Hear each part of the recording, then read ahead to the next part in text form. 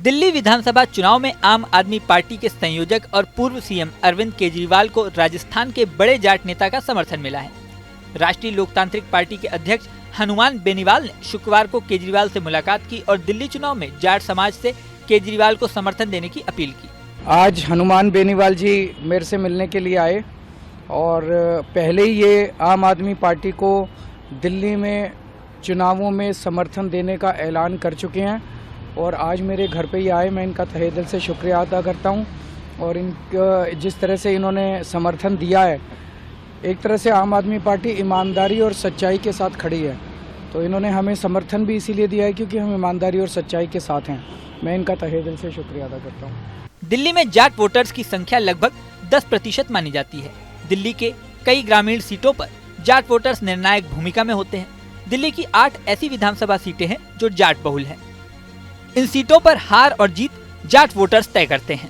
वर्तमान में जाट बहुल 8 सीटों में से 5 पर अभी तक आम आदमी पार्टी का कब्जा है। वहीं 3 सीटों पर भारतीय जनता पार्टी जीत दर्ज कर चुकी है। पार्टी इंडिया अलायंस के अंदर हम साथ हैं आप पार्टी के साथ, लेकिन हम केजरीवाल जी की नीतियों से प्रभावित होकर इन्होंने जो काम किया दिल्ली के अंदर और प्रत्येक व्यक्ति का दिल जीता। हम टैक्सी में जाते हैं या रेलवे स्टेशन जाते हैं, कहीं भी जाते हैं, कोई थड़ी वाला, चाय वाला, कोई भी व्यक्ति हो, ठेले वाला, वो एक ही बात कहता है कि आप पार्टी की सरकार। ये निश्चित रूप से भारतीय जनता पार्टी इस तरह यहन कैन प्रकरण साम दाम दंड भेद से चाहेगी कि आपको सत्ता से बाहर करें।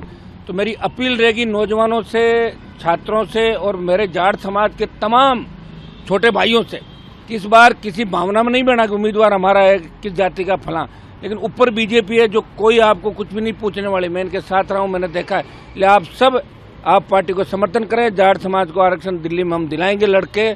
तमाम हमारे यूपी हरियाणा के जहाँ केंद्र में आरक्षण बाकी है जाट समाज के 12 स्टेट के अंदर, उनको भी दिलाएंगे। पहले भी आपके लिए लड़े थे, आगे भी लड़ेंगे।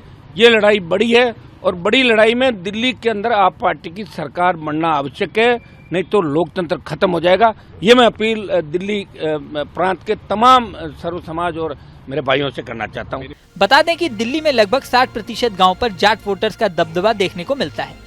दिल्ली के ग्रामीण इलाकों की सीटों पर जाट वोटर ही हार जीत तय करते हैं। भारतीय जनता पार्टी की तरफ से नई दिल्ली सीट पर दिल्ली के मुख्यमंत्री रहे स्वर्गीय साहेब सिंह वर्मा के बेटे प्रवेश सिंह वर्मा को उम्मीदवार बनाया गया है। आम आदमी पार्टी के सबसे बड़े नेता के सामने जाट चेहरे को उतारकर बीजेपी ने कड़ा संदेश देने की कोशिश की है।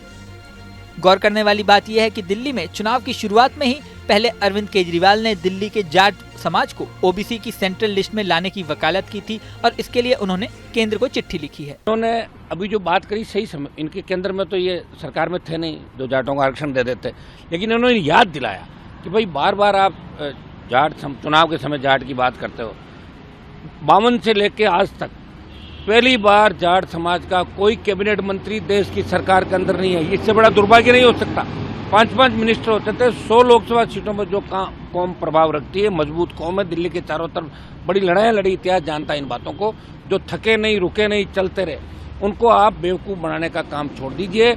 इन्होंने सही वक्त पे बात याद दिलाई, पहले भी समय समय पर याद दिलाते। मैं तो इनसे खूब चर्चाएं होती थी, ये कहते थे, लेकिन आरक्षण देना इनके हाथ में नहीं, क्योंकि केंद्र में आरक्षण प्रधानमंत्री देंगे। दिल्ली में विधानसभा की 70 सीटों पर 5 फरवरी को मतदान होना है। राजधानी में इस बार भी मुख्य मुकाबला बीजेपी और आम आदमी पार्टी के बीच ही माना जा रहा है। चुनाव के नतीजे 8 फरवरी को आएंगे। इस वीडियो में फिलहाल इतना ही। बने रहें न्यूज नेशन के डिजिटल प्लेटफॉर्म पर। न्यूज नेशन अब व्हाट्सएप पर खबरों की ताजा अपडेट के लिए न्यूज नेशन के इस QR कोड को स्कैन करें।